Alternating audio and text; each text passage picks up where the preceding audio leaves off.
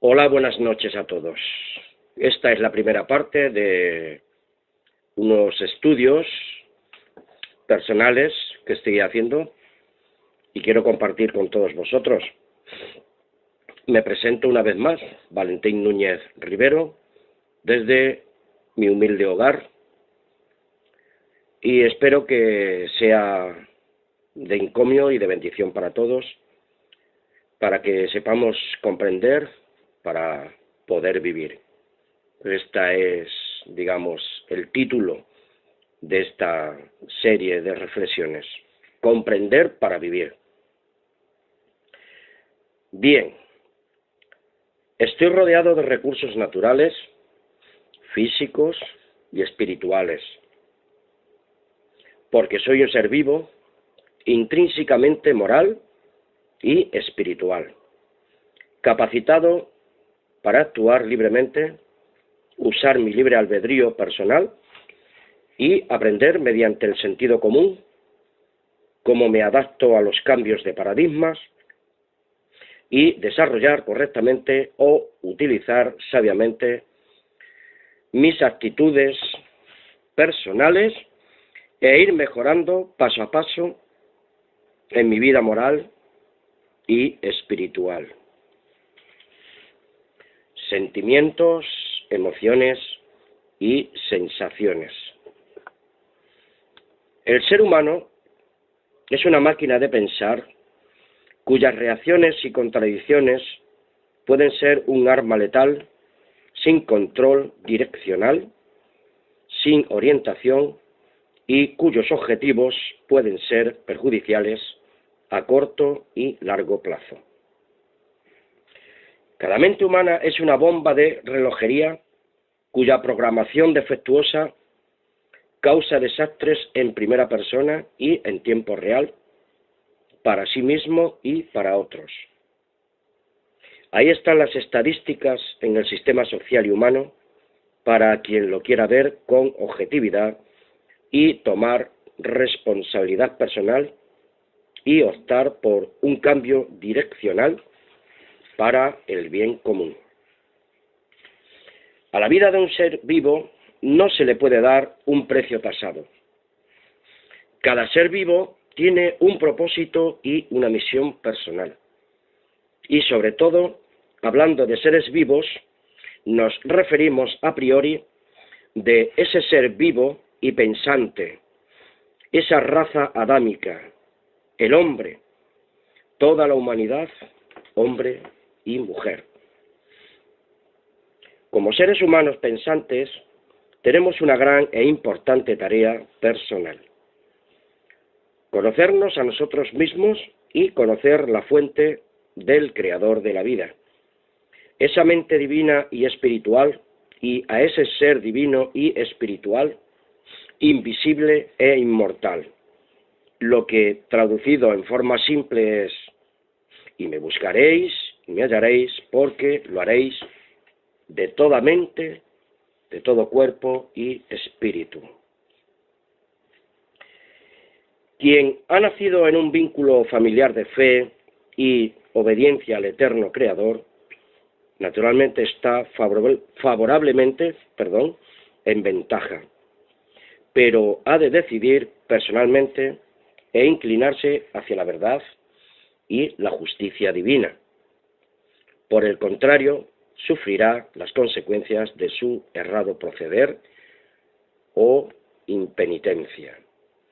Podemos leer un texto en Primera de Crónicas 28:9 que dice así: Y tú, Salomón, hijo mío, reconoce al Dios de tu Padre, y sírvele con corazón perfecto y con ánimo voluntario, porque el Eterno escudriña los corazones de todos y entiende todo intento de los pensamientos.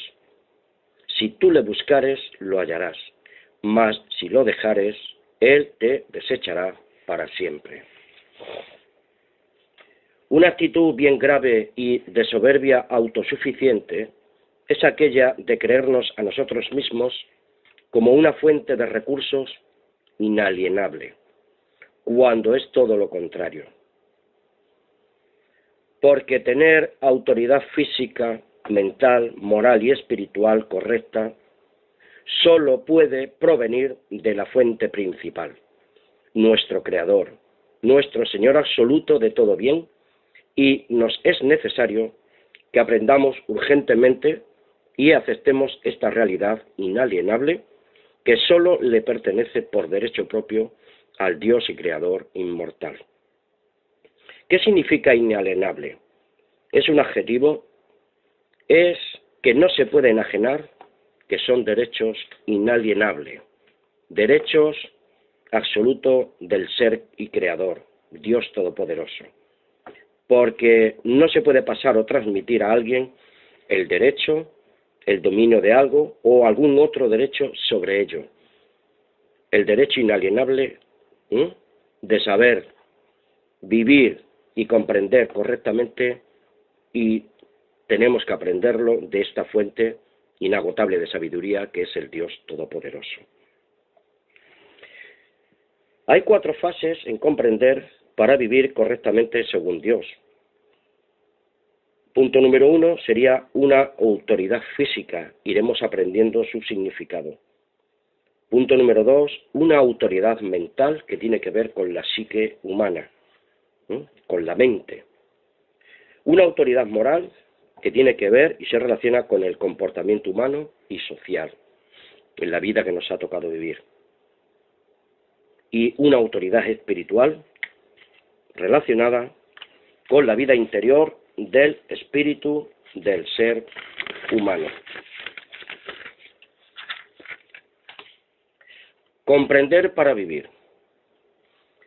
Tenemos que comprender para vivir que somos capacitados con una autoridad física y tenemos que aprender su significado, vuelvo a repetir, una autoridad mental relacionada con la psique, con la mente del ser humano, para poder tener una autoridad moral, un comportamiento humano y social correcto, y una autoridad espiritual que se relaciona con nuestra vida interior del espíritu humano, una vida de búsqueda del sentido, de la verdad y de la justicia de Dios.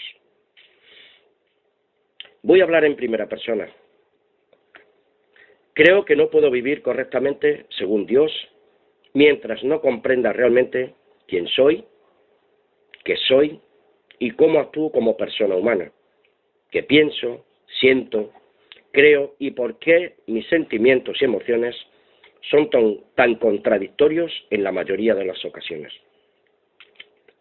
Eso debe ser conocer para comprender mi mundo físico, mi universo personal y tomar control.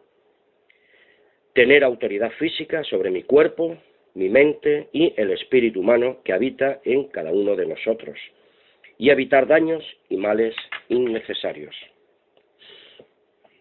Amigos, creamos o no en Dios, realmente no llegamos a comprender en toda su dimensión, al menos en lo humano, el porqué de las cosas y para qué, y por qué ocurren así, y no de otra forma. Tiene que haber una explicación lógica y de sentido común, para alcanzar una comprensión real y no imaginaria, y así poder evitar esa carrera desenfrenada que nos lleva al borde de la locura y la destrucción de la raza humana. Es una especie de dicotomía, o sea, una división en 2 partes.